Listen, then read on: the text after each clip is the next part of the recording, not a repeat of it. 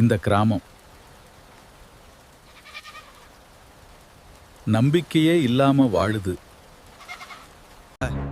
மாற்றம் வரணும்னா யாராவது ஆரம்பிக்கணும். தோல்வி வந்ததுனால வாழ்க்கை முடிஞ்சிரல. நீங்க எழுந்தாதான் இந்த ஊர் எழும். வாக்கு ஒரு காகிதம் இல்ல, அது உங்க எதிர்காலத்துக்கான ஆயுதம். ஒன்றிணைந்தால் எந்த மாற்றமும் சாத்தியம். இந்த முறை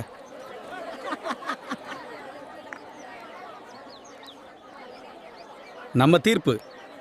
நாம் மாற்றத்தை தேர்ந்தெடுத்தோம். இது ஆரம்பம்தான். இவ்வளவு நாள் காத்திருந்த மாற்றம் இப்போ வந்துருச்சு.